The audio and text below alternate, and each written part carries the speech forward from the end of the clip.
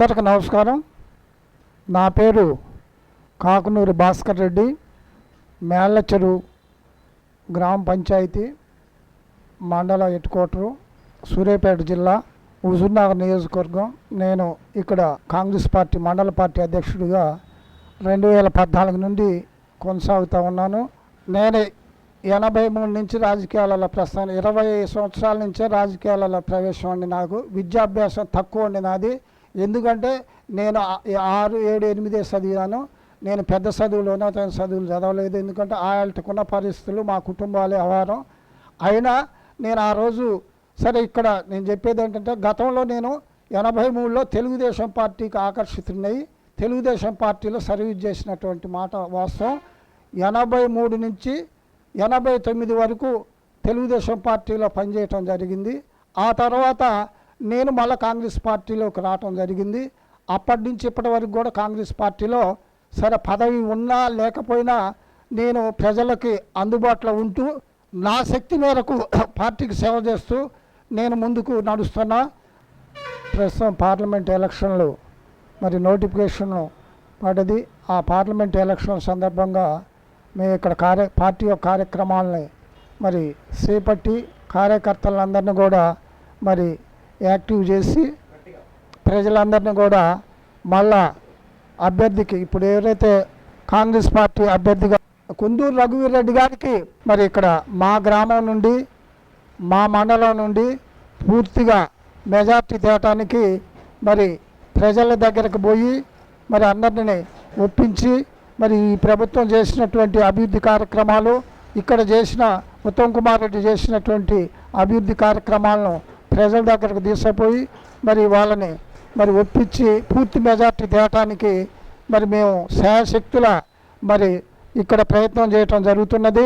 ఇక్కడ మొన్న జరిగినటువంటి మరి అసెంబ్లీ ఎన్నికల్లో ఈ గ్రామ పంచాయతీ నుంచి మరి 2036 ఓట్ల మెజార్టీ రావటం జరిగింది.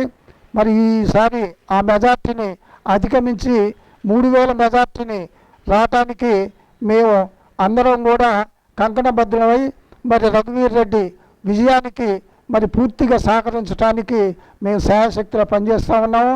ఇక్కడ మరి గతంలో మరి 3 సంవత్సరాలన్నర ఎలక్షన్ అవతల సైదిరెడ్డి శాసనసభ్యుడిగా కొనసాగాడు.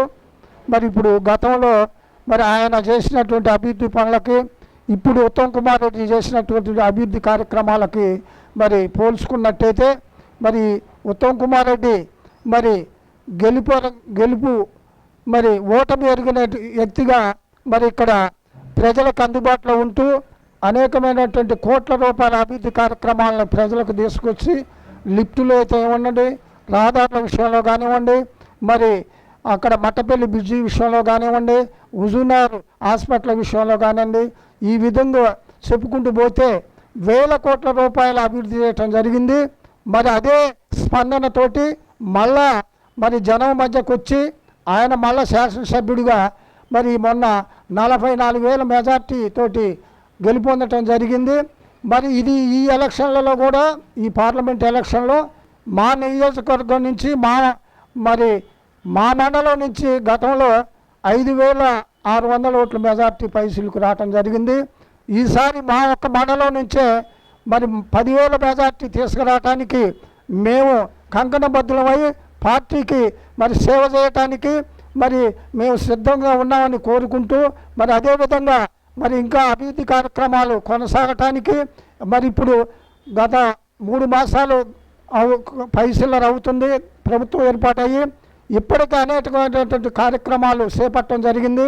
మరి వాటికి నిదర్శనంగానే చెప్తా ఉన్నాను. నేను ఆల్రెడీ మేళ్ళచెరులో ఉన్నటువంటి ఈ సెంట్రల్ డివైడర్స్ రోడ్డు మరి విస్తీర్ణ కానివ్వండి, సెంటర్ లైటింగ్ కానివ్వండి, దాని కొరకు నేనే ఇక్కడ ఎస్టిమేషన్ వేయించి మరి సారు మరి గౌరవ మంత్రివర్యులకి ఇవ్వటం జరిగింది. ఉత్తమ్ కుమార్ రెడ్డి గారికి, భారీ నీటిపారుదల శాఖ మరియు సివిల్ సప్లై శాఖ మంత్రివర్యులకి వారెమ్మటే తక్షణం స్పందించి 3,05,00,000 రూపాయలు శాంక్షన్ చేయటం జరిగింది.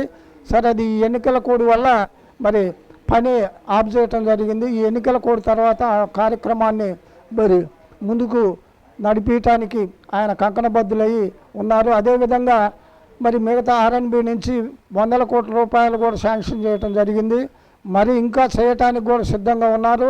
మరి అదేవిధంగా మిగతా పనులను కూడా ఎంపిక చేసి మరి ఈ యొక్క ప్రజలకు సేవ చేయాలి, ప్రజలకు అందుబాటులో ఉండాలి అనేటటువంటి ఆలోచనతోటి మా ఉత్తమ్ కుమార్ రెడ్డి మంత్రివర్యుల నాయకత్వంలో మేము అందరం కూడా కంకణబద్ధులమై పనిచేసి మరి ఈ యొక్క ఎలక్షన్లో పూర్తి మెజార్టీని తీసుకొచ్చి మరి ఈ యొక్క నియోజకవర్గంలో మరి సుమారుగా 1,00,000 ఓట్ల మెజార్టీతోటి మరి గెలిపించడానికి మేము అంతా కంకణబద్ధులమై అందరం కూడా ఏకముఖంగా పనిచేయటానికి సిద్ధంగా ఉన్నాము.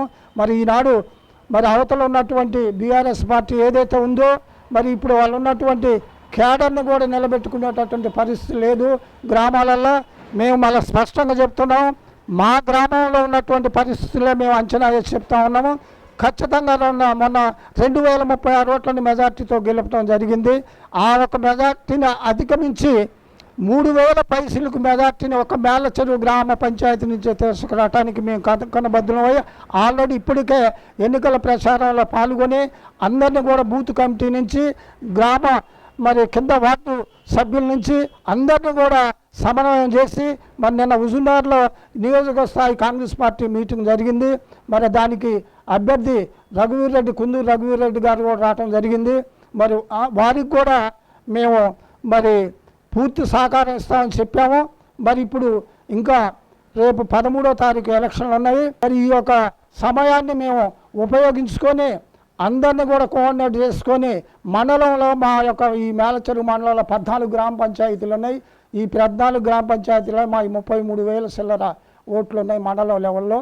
మరి మొన్న 5,600 చిల్లర మెజార్టీ రావడం జరిగింది. ఆ తండ్రి జగన్నారెడ్డి గారు చేసినటువంటి కృషి, ఆయన కార్యకర్తలకి మరి అందుబాటులో ఉంటాం, మరి గతంలో చేసినటువంటి సేవలు కానీ ఆయన సేవలను మర్చిపోకుండా ఈనాడు మరి ఆయన యొక్క తనయుడు కుందూరు రఘువీరారెడ్డి గారిని గెలిపించడానికి ఈనాడు మరి 2 లక్షల మెజార్టీ పైసలకు ఒక హుజూర్నగర్ నియోజకవర్గం నుంచి ఇస్తామని కూడా మరి మేము ఒక హుజూర్నగర్ కానీ కోదాడు ఈ 2 నియోజకవర్గాల నుంచి కూడా నిన్న మీటింగ్లో కూడా చెప్పడం జరిగింది. ఉత్తమ్ పద్మారెడ్డి గారు మరి ఉత్తమ్ కుమార్ రెడ్డి గారు మరి మేము దాన్ని ఛాలెంజ్ తీసుకొని గ్రామాలలో పనిచేసి మరి నిరాగారం లేకుండా గెలుపు కోసం కృషి చేస్తామని మీ సందర్భంగా మీకు మనవి చేస్తూ ఉన్నాం. నేను ఇప్పుడు ఈ టీవీ ముఖంగా చెప్తా ఉన్నాను, పదవి నాకు ముఖ్యం కాదండి. పదవి నేను కోరుకుంటే నాకు ఈ మండల పార్టీ అధ్యక్షుడు ఇవ్వలేదు. ఉత్తమ్ సారు పదవి మీ ఆ మండల పార్టీ కొనసాగమని అంటేనే నేను ఈ పదవిలోకి రావటం జరిగింది. మళ్ళా ఏదో నేను ఆశించి రేపు ఈ గ్రామ పంచాయతీ జడ్పీటీసీ వ్యవహారం ఆయన మీద పూర్తి విశ్వాసంతో పనిచేయటానికే నేను కంకణబద్ధున్నయ్యన తప్ప ఏది ఆశించి పదవులు ఆశించో లేకపోతే ఆయన ఏదో ఆశించి రేపు ఆయన నాకు టికెట్ ఇవ్వలేదంటే నేను అసలు ఆశించి అడిగేవాడిని కాదు. ఆయన నాకు ఇది ఇవ్వమని నేను అడిగేవాడిని కాదు.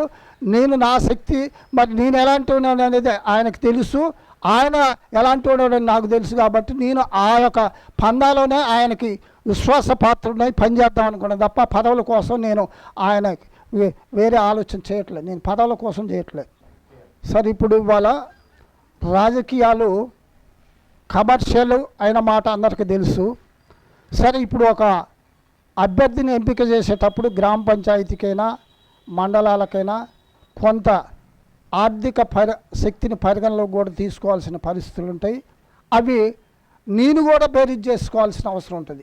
నా ఆర్థిక శక్తి ఆ పరిధా కాదా అనేది. కాబట్టి ఈ అందరికీ తెలుసు, ప్రజలందరికీ తెలుసు, అన్ని పార్టీల నాయకులకు తెలుసు ఇవాళ రాజకీయాలు కమర్షియల్ అయినాయి అనేది. అది సహజం. కానీ వాటికి మనం ఒక మంచితనం ఉన్నా, మన మీద ఏది ఎఫెక్ట్ లేకపోయినా, ప్రజలకు అందుబాటులో ఉన్నా ఇవాళ ఇది ఒక భాగం అయింది. కాబట్టి రాజకీయాలలో సేవ చేయటానికే నేను సిద్ధంగా ఉన్నా తప్ప నేను పోటీ కావాలనో పదవి కావాలనేటటువంటి ఆలోచన నాకైతే లేదు. దయచేసి నేను ఓటర్లకు ఒకటే మనవి చేస్తూ ఉన్నా, మీరు వ్యక్తులను చూసి ఓటేయండి, మా అభివృద్ధిని చూసి చేయండి. గత 10 సంవత్సరాలు ప్రభుత్వంలో ఒకసారి ఆలోచించండి. ఇప్పుడున్న ప్రభుత్వం 3 మాసాలు ఉంది. ఈ 3 మాసాలలో ప్రభుత్వం ఏం చేసింది, గతంలో ప్రభుత్వాలు ఏం చేసినాయి అనేది ఆలోచించి విజ్ఞతతోటి సరైనటువంటి వ్యక్తిని, నీతి నిజాయితీ నిబద్ధత కలిగినటువంటి వ్యక్తి, మరి అభివృద్ధి ప్రదాతని ఎన్నుకోవాలని కాంగ్రెస్ పార్టీ అభ్యర్థి రఘువీర్ రెడ్డి గారిని పూర్తి మెజార్టీతో గెలిపిస్తారని నేను నమ్ముతా ఉన్నా. అందరికీ ధన్యవాదాలు. దయచేసి మరి ఇప్పుడు ఆ రఘువీర్ రెడ్డి గారికి పూర్తి మెజార్టీని ఇవ్వాలని, మీ అందరికి కూడా ఆ భగవంతుడు ఆయురారోగ్యాలు కల్పించాలని, ఈ అభివృద్ధి జరగాలని కోరుకుంటారని ఆశిస్తూ నేను ముగిస్తున్నాను.